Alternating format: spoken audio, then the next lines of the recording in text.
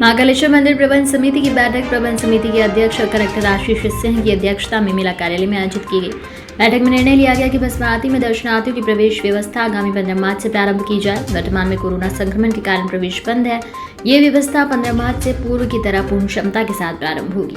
गर्भगृह में प्रवेश की अनुमति के संबंध में 15 मार्च के बाद विचार किया जाएगा। बैठक में प्रशासक नरेंद्र सूर्यवंशी, महंत विनीत गिरी महाराज, आशीष पुजारी, विजय शंकर शर्मा, दीपक मित्तल, प्रदीप गुरु, नगर निगम क्षितिज सिंघल, उज्जैन विकास प्राधिकरण के मुख्य कार्यपालन अधिकारी एस रावत, स्मार्ट सिटी के मुख्य कार्यपालन अधिकारी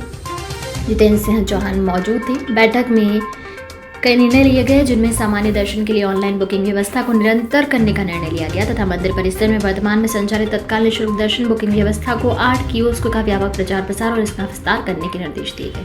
निर्णय लिया गया कि जो भी दर्शनार्थी बिना बुकिंग के मंदिर में दर्शन के पहुंचते हैं, उनको निराश न होना पड़े। इसके लिए उनकी हर संभव निःशुल्क सहायता की जाए और उपलब्ध दर्शन स्लॉट में से कियोस्क के माध्यम से बुकिंग की जाए। जानकारी दी गई कि जब से ऑनलाइन दर्शन की सुविधा प्रारंभ की गई है, तब से अनाधिकृत व्यक्तियों का मंदिर में प्रवेश होना बंद हो गया है और इस कारण से दर्शनार्थियों के जेब कटने और सामान चोरी होने की घटना में अत्यधिक कमी आई है। भगवान महाकालेश्वर की शयन आरती में दर्शनार्थियों को प्रवेश देने का निर्णय लिया गया तथा इसका समय बढ़ाकर 10-15 तक कर दिया गया है, जिसे 10-15 तक मंदिर में दर्शन के लिए पहुंचने वाले दर्शनार्थी शयन आरती के दर्शन का लाभ ले सके।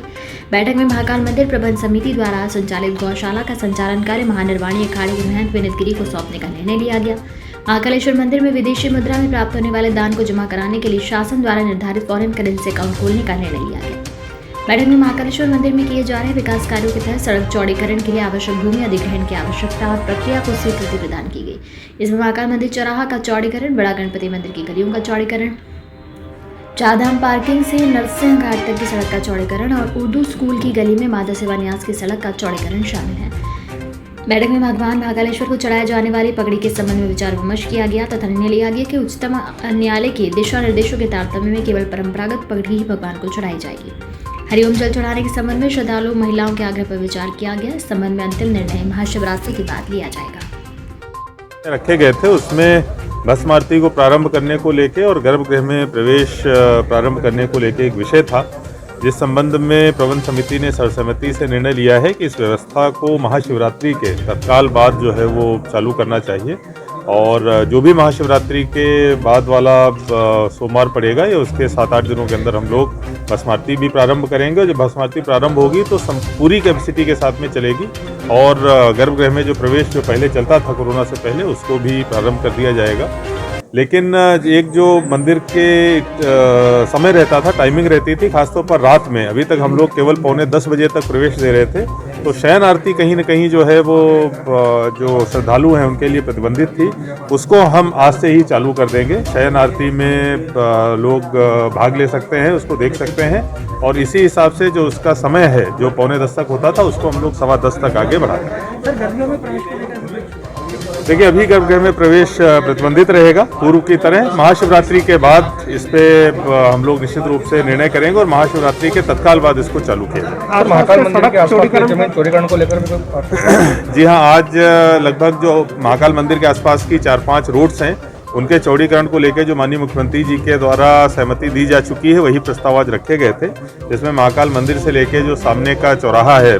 जो महाकाल घाटी वाला, वहाँ तक हम लोग 18 मीटर करेंगे और इसके अलावा जो महाराजवाड़ा के सामने की दोनों रोड्स हैं, एक तो जो महाराजवाड़ा और छोटा रुद्रसागर के बीच की रोड है उसको हम लोग 12 मीटर करेंगे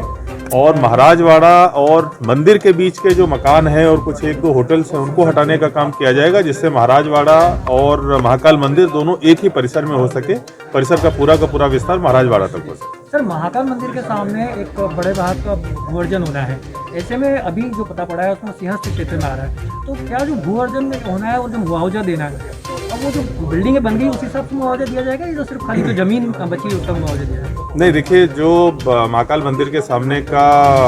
भूअर्जन होना है उसमें ज़मीन का भी मुआवजा मिलेगा और साथ साथ जो बिल्डिंग है उनका भी मुआवजा मिलेगा और सरकार की जो गाइडलाइन है उसमें 2 गुने